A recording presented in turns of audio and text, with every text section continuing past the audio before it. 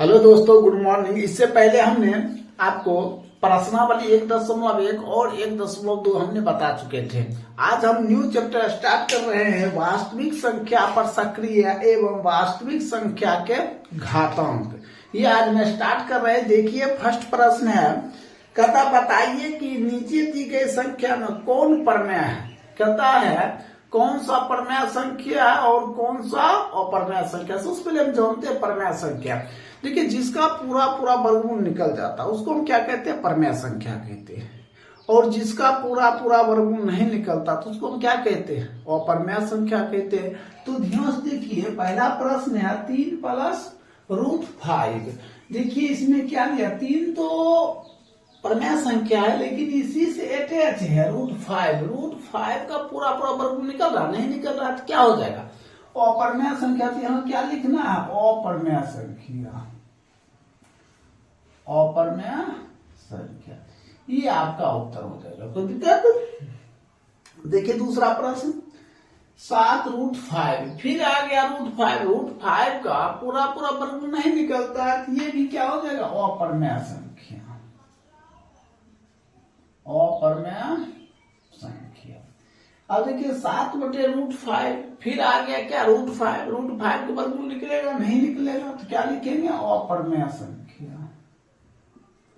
अप्रमेय संख्या। अब देखिए ये प्लस है, ये माइनस, ये कट गया तो क्या बचा, सिर्फ 5 बचा। सिर्फ क्या बचा, 5 बचा। तो ये क्या है, ये प्रमेय संख्या है। ये क्या है, प्रमेय संख्या है। देखिए √2 को पूरा पूरा वर्गमूल निकलता है, नहीं निकलता है। 4 रहता, √4 रहता तो इसका वर्गमूल क्या होता, 2 होता है, लेकिन इसका वर्गमूल होता नहीं होता। तो हम क्या लिखेंगे, अप्रमेय संख्या। अब देखिए याद रखिएगा, हर हमेशा पाई अप्रमेय संख्या है। पाई क्या है, अप्रमेय संख्या है। याद रखिएगा, पाई क्या है, तो अप्रमेय संख्या है। तो लिखिएगा अप्रमेय। अब देखिए ये दोनों को वर्गमूल निकल रहा, नहीं निकल रहा तो ये क्या हो जाएगा, अप्रमेय संख्या। कोई दिक्कत। ये आपका 1 नंबर क्या हो गया, आंसर हो गया। कोई दिक्कत। चलिए अब हम 2 नंबर बताते हैं। 2 नंबर में प्रश्न देखिए क्या क्या, x² बराबर क्या दिया है, 5 दिया है। तो हम सिर्फ x बराबर तो क्या करेंगे, √5। तो देखिए इसका वर्गमूल निकलेगा, नहीं निकलेगा। अब इसको कहता है हेडिंग, देखिए क्या कहता है, निम्नलिखित समीकरण में किसका हल प्रमेय को निरूपित करे।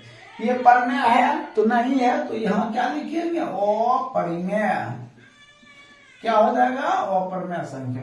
अब देखिए दूसरा प्रश्न, x² बराबर कितना दिया, 16/9 दिया है। तो x बराबर रूट क्या देगा, 16/9। तो x बराबर 4 क्या हो जाएगा, 3। आप बताइए ये प्रमेय है या अप्रमेय, क्या है।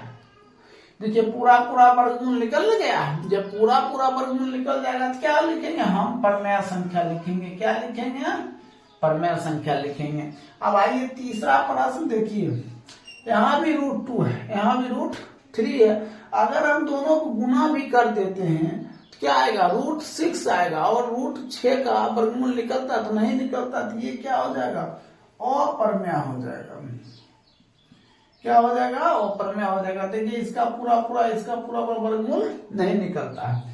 अब चौथा प्रश्न पर आइए, x² रखते हैं तो 9 कितना हो जाएगा, 3 काट दीजिए, x² बराबर 3। तो x बराबर कौन सी, √3। बताइए ये प्रमेय है या अप्रमेय है। तो हम क्या लिखेंगे, अप्रमेय संख्या। क्या लिखेंगे, अप्रमेय संख्या। कोई दिक्कत। तो इस तरह 2 का 4 नंबर कंप्लीट हो गया। अगर समझ गए तो शॉर्ट स्क्रीन ले लीजिए, ठीक है। अब हम 5 नंबर से बताते हैं। देखिए 2 नंबर 4 तक बताए थे। देखिए 5 नंबर प्रश्न क्या कहता है, √3x बराबर क्या दिया, 3/4। हम x यही रखते हैं तो क्या हो जाएगा, 3 कितना हो जाएगा, 4 गुने √3। ये क्या हो, गुना में है तो किसमें आ जाएगा, बटा में आ जाएगा। अब आपको ये बताना है ये प्रमेय है या अप्रमेय है। तो ये क्या है, ये √3 का वर्गमूल नहीं निकलता तो हम यहाँ क्या लिख सकते हैं, अप्रमेय संख्या लिख सकते हैं। क्या लिख सकते हैं, अप्रमेय संख्या। अब इसको देखते हैं, x बराबर स्क्वायर हटाते तो रूट आ जाएगा 25/49। इसका वर्गमूल क्या होता है? 5/7 होता है। क्या होता है? 5/7। ये देखिए पूरा पूरा वर्गमूल निकल गया, तो इसको हम क्या लिखेंगे? ये हो जाएगा आपका परमेय संख्या। क्या हो जाएगा? परमेय संख्या। अब इसको देखिए, x + 1 बराबर, ये स्क्वायर हट जाएगा तो क्या √6 आएगा। क्या √6 का वर्गमूल निकलता है? तो नहीं निकलता है। ये भी क्या हो जाएगा? अपरमेय संख्या हो जाएगा।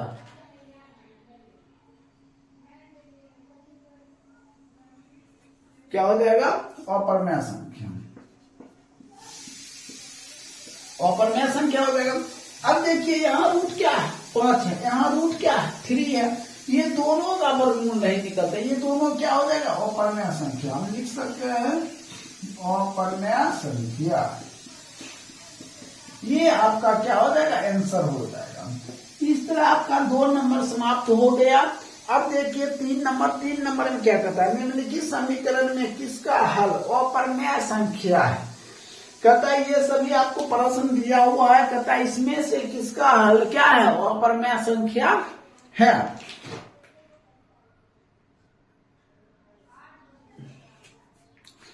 तो चलते देखते हैं। देखिए x² बराबर 5, तो x बराबर क्या?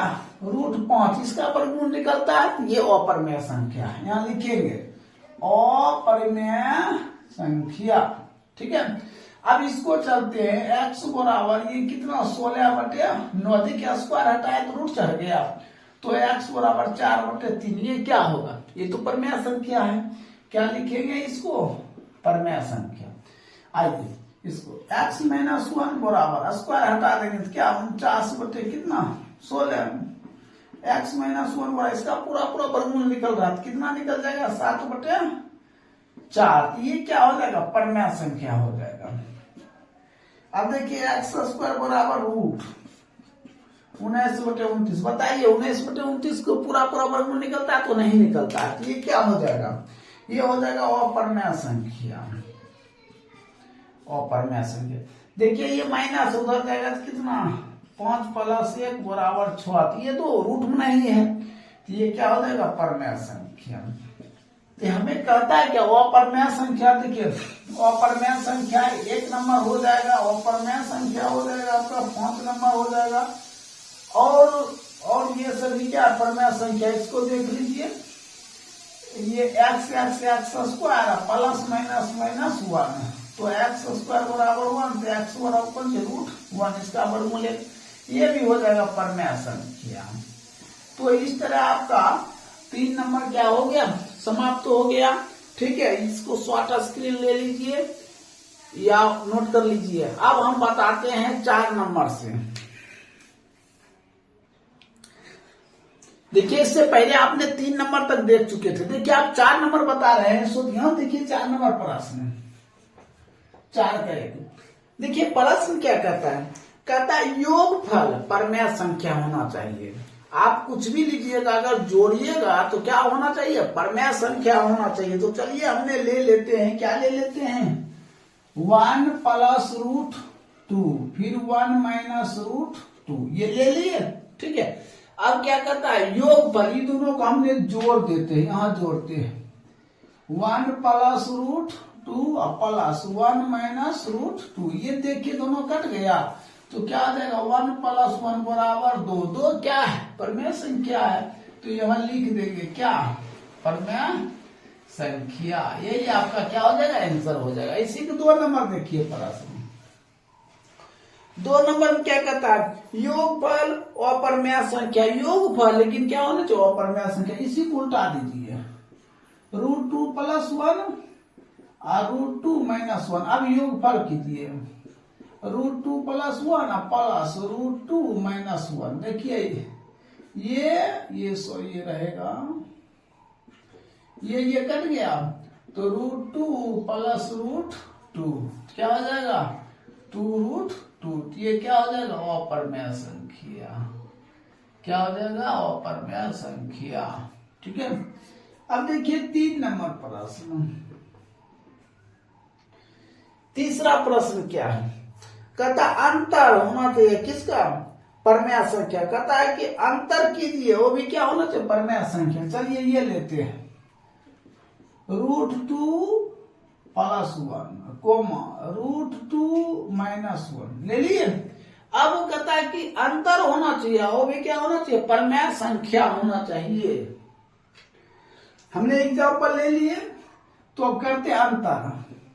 तो √2 + 1 अंतर में क्या होता है, माइनस होता है, तो हमने यहाँ क्या देंगे, माइनस देंगे, इनटू क्या दिया, √2 - 1। तो कर लीजिए solution, √2 + 1 plus minus minus √2 minus minus plus 1 cut गया। एक एक कितना, 2। ये 2 क्या है, परमेय है या अपर्मेय है, तो ये परमेय संख्या है। यहाँ क्या लिखेंगे हम, परमेय संख्या। आइए चौथा प्रश्न। चौथा प्रश्न क्या कहता है, अब प्रश्न पढ़ लीजिएगा, उसके बाद बनाइएगा। कहता अंतर अपरमेय संख्या होना चाहिए। अंतर होना चाहिए क्या, अपरमेय संख्या। तो हमने क्या लिखते हैं, अंतर हमें क्या करना है, अपरमेय संख्या करना है। तो हमने लिखते हैं 1 + √2, ठीक है, कोमा 1 - √2, ठीक है। हमें क्या करना, अंतर करना, इन दोनों घटाना है। तो 1 + √2 माइनस 1 - √2, देखिए क्या हो जाएगा, 1 + √2 minus plus minus 1 minus minus plus √2, ये कैंसिल, तो √2 क्या आ जाएगा, 2√2। अब बताइए ये क्या आया, अंतर किए तो क्या आया, रूट में आ गया, तो अपरमेय संख्या, अपरमेय संख्या। अब पांचवा प्रश्न आ गया। पांचवा क्या कहता है, गुणनफल परमेय संख्या। कहता दोनों को गुणा करेंगे ना, तो क्या आना चाहिए, परमेय संख्या। एग्जाम्पल लीजिए, 3 + √2 3 - √2, ऐसा एग्जाम्पल है। इन दोनों को हम क्या करते हैं, गुणा करते हैं। हमें कहा भी रहा क्या, गुणनफल। गुणनफल क्या करेंगे, गुणा करेंगे। तो चलिए हम गुणा करते हैं। तो देखिए 3 + √2 गुना 3 - √2, देखिए 3 दिया है कितना, 9 प्लस माइनस माइनस √2 क्या होता है, 1 2 होता है, घटकर कितना सा, देखिए गुना किए क्या आ गया, 7 आ गया। तो ये क्या होगा, ये हो जाएगा आपका परमेय संख्या। चलिए 6 नंबर प्रश्न। 6 नंबर में क्या दिया हुआ है, गुणनफल क्या होना चाहिए, अपरमेय संख्या। गुणनफल होगा क्या होगा, अपरमेय संख्या होगा। तो हमने क्या लेते हैं, इसी को हमने ऐसा करते हैं। यहाँ देखिए प्रश्न कहता है गुणनफल क्या होना चाहिए, अपरमेय संख्या होना चाहिए। अगर हम गुणा करते हैं तो भी अपरमेय संख्या, √2 3√3 ले लेते हैं, ठीक है। इसको हम गुणा करते हैं, 2√2 गुना 3√3, 3 गुना कितना 6, √3 देखिए √2 है और 2√3 है, तो कितना हो जाएगा, √6 हो। देखिए √m में आ गया, हम गुना किए लेकिन किस में आ गया, √m में आ गया। तो ये क्या होगा, अपरमेय संख्या होगा, अपरमेय संख्या, ये आंसर हो जाएगा। आइए 7 नंबर। अब 7 नंबर प्रश्न क्या कहता, भागफल क्या होना चाहिए, परमेय संख्या होगा। भागफल मान चलिए हमने 4√2 लिए और कोमा 1√2 लिए, भाग देते हैं। 4√2 में √2 से भाग देंगे, कट गया तो क्या बचा 4, ये क्या होगा, परमेय संख्या, परमेय संख्या हो गया। अब इसी का 8 नंबर देखिए।